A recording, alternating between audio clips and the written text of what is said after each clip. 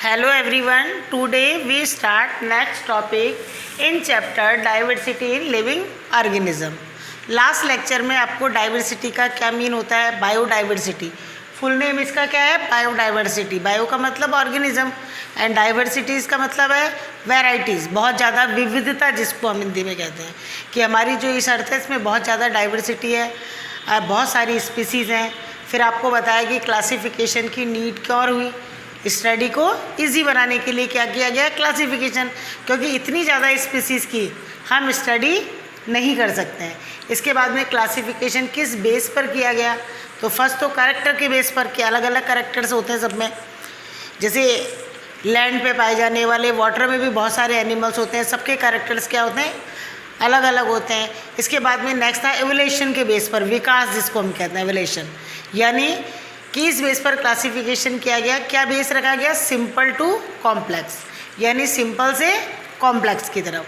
तो इस तरह से लास्ट लेक्चर में आपको बताया था कि सबसे पहले वी टेकर जो थे उन्होंने क्लासिफिकेशन में इनको कितने किंगडम में डिवाइड किया था, 5 किंगडम में। 5 किंगडम कौन कौन से थे, Monera, protista, fungi, Plantae and Animalia.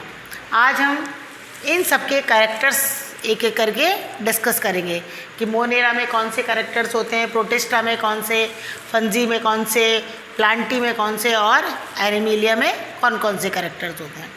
तो वन स्टडी करके सबसे पहले है kingdom Monera. Monera the organism are mostly unicellular. कैसे होते हैं ये, यूनिसेलुलर होते हैं। The genetic material is not organized into the membrane bound nucleus, यानी इसमें न तो न्यूक्लियस होता है और उसमें जो जेनेटिक मटेरियल आपको पता है कौन कौन से होते हैं, डीएनए और आरएनए, डीऑक्सीराइबोज न्यूक्लिक अम्ल और राइबोज न्यूक्लिक अम्ल।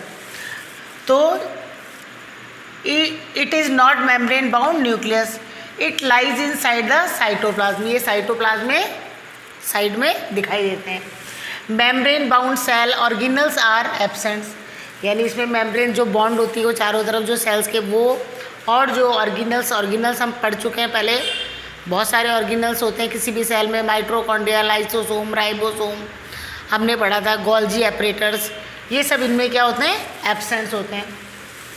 The genetic material is circular double standard helical DNA, जो इनका जेनेटिक मटेरियल होता है वो डबल सर्कुलर और हेलिकल स्टैंडर्ड का होता है। नेक्स्ट है cell wall is generally present. Cell wall क्या होती है, प्रेजेंट होती है।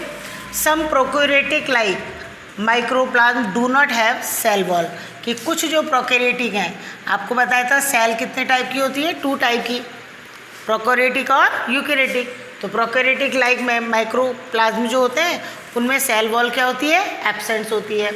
Nutrient is varied both autotrophic and heterotrophic, दोनों टाइप का इसमें न्यूट्रिशंस होता है। ऑटोट्रॉपिक और हेटेरोट्रॉपिक का मतलब आपको पता है। ऑटोट्रॉपिक कौन से होते हैं, जो अपना फूड क्या करते हैं, खुद सिंथेसाइज करते हैं, और जो अपने फूड के लिए दूसरों पर डिपेंड होते हैं उनको हम क्या कहते हैं, हेटेरोट्रॉपिक। मोड्स और न्यूट्रिएंट आर फाउंड, दोनों तरह के न्यूट्रिएंट पाया जाता है, ऑटोट्रॉपिक एंड हेटेरोट्रॉपिक। एग्जाम्पल है bacteria, blue green algae, cyanobacteria का, तो ये सब इसके क्या है, एग्जाम्पल हैं। अच्छा, जो हम ये कैरेक्टर्स पढ़ रहे हैं इनमें आपकी बुक में डायग्राम बने हुए हैं सबके, किसी के 1 बना हुआ है, किसी के 2 या मोर देन 2 डायग्राम है। तो आपको कम से कम 2 जो डायग्राम है वो हर किंगडम के बाद में अपनी होमवर्क कॉपी में बनाना है, बुक में से देखकर डायग्राम। नेक्स्ट है protista. This group include many kinds of unicellular eukaryotic organism. इसमें यूनिसेलुलर जो यूकैरियोटिक ऑर्गेनिज्म है वो क्या होते हैं, प्रेजेंट होते हैं। यूकैरियोटिक का मतलब क्या होती है, इनकी जो सेल होती है वो क्या होती है, वेल डेवलप होती है, न्यूक्लियस भी है, सेल मेम्ब्रेन भी है, ऑर्गेनल्स भी प्रेजेंट्स हैं, तो वो क्या कहलाती है, eukaryotic cells. Some of these organism use appendages such as a hair like cilia and whip like flagella from moving around, कि कुछ ऑर्गेनिज्म होते हैं उनमें मूवमेंट करने के लिए कि हेयर लाइक सीलिया पाए जाते हैं। डायग्राम जैसे आप पैरामीशियम वगैरह का जैसे डायग्राम बनाएंगे, इस तरह का जैसे पैरामीशियम का डायग्राम है, तो इस तरह से इनमें हेयर लाइक वो निकले रहते हैं जिनको हम कहते हैं सीलिया। और whip like flagella for moving around. Next है there mode of nutrition can be autotrophic और हेट्रोट्रॉपिक। ये भी दोनों टाइप के होते हैं, ऑटोट्रॉपिक और हेट्रोट्रॉपिक। एग्जाम्पल है यूनिसेलुलर एल्गी, इसके बाद में यूग्लिना, अमीबा, पैरामीशियम, ये सब किसके अंदर आते हैं? प्रोटिस्टा में। तो इनमें से आप पैरामीशियम, अमीबा, किसी के भी एनी टू के आपको डायग्राम अपनी कॉपी में बनाने हैं। नेक्स्ट है fungi, this are heterotrophic eukaryotic organism. अब ये क्या है? हेट्रोट्रॉपिक है, ये अपना फूड खुद सिंथेसाइज नहीं कर सकते हैं, यूकैरियोटिक होते हैं।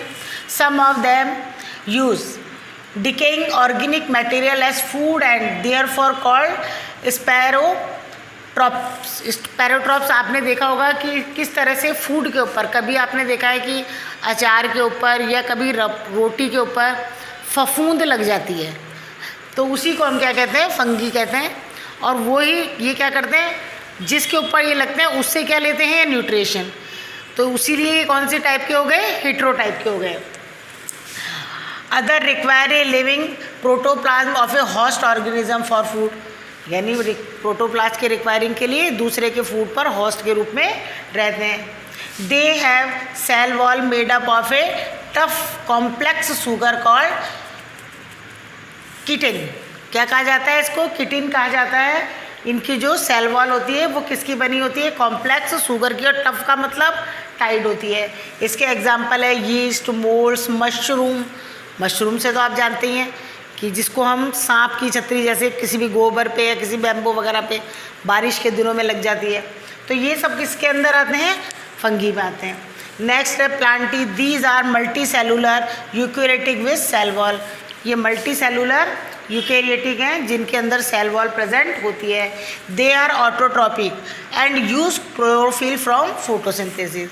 और ये क्या होते हैं? ऑटोट्रॉपिक होते हैं, यानी अपना फूड क्या करते हैं? खुद ही सिंथेसाइज करते हैं। और इसके लिए किसका यूज़ करते हैं? क्लोरोफिल का। और फूड सिंथेसाइज करने का जो प्रोसेस होता है उसी को हम क्या कहते हैं? फोटोसिंथेसिस। अभी हम इसी चैप्टर में प्लांटी का जो क्लासिफिकेशन है वो पढ़ेंगे। Thallophyta, bryophyta, pteridophyta, gymnosperm, angiosperm, ये पूरे चैप्टर में आगे ये डिटेल्स है। नेक्स्ट है Animalia, these are multi cellular eukaryotic without cell wall organism. ये मल्टी सेलुलर यूकैरियोटिक हैं जिनमें सेल वॉल प्रेजेंट नहीं होती है। दे आर हेट्रोट्रॉपिक्स, ये भी क्या होते हैं? हेट्रोट्रॉपिक्स, यानी ये अपने फूड के लिए दूसरे के ऊपर क्या रहते हैं? डिपेंड रहते हैं। तो इसमें जितने भी एनिमिलिया हैं, एनिमल्स जो भी हैं, इसमें भी फिर हम पढ़ेंगे नॉन कॉर्डेटा और कॉर्डेटा, फिर हम पढ़ेंगे नॉन कॉर्डेटा का क्लासिफिकेशन, फिर हम पढ़ेंगे कॉर्डेटा का क्लासिफिकेशन। तो ये सब प्लांटी और एनिमिलिया, इसमें जो क्लासिफिकेशन है वो हम नेक्स्ट टॉपिक में स्टार्ट करेंगे। तो आपको अपनी होमवर्क कॉपी में जो आपको 3 जो किंगडम है, मोनेरा, प्रोटिस्टा और फंगी जो है, इसमें के जो कैरेक्टर्स हैं उनको लिखना है, और इनके साथ में इनके डायग्राम को भी कम से कम 1 या 2 डायग्राम आपको हर किंगडम में बनाने हैं। मोनेरा में भी बनाने हैं, प्रोटिस्टा में भी और फंजी में भी। इनमें डायग्राम बनाएंगे। ये 3 को आप करेंगे। बाकी जो नेक्स्ट जो हमारा लेक्चर है उसमें हम प्लांटी का जो क्लासिफिकेशन है उसको स्टार्ट करेंगे। Thank you.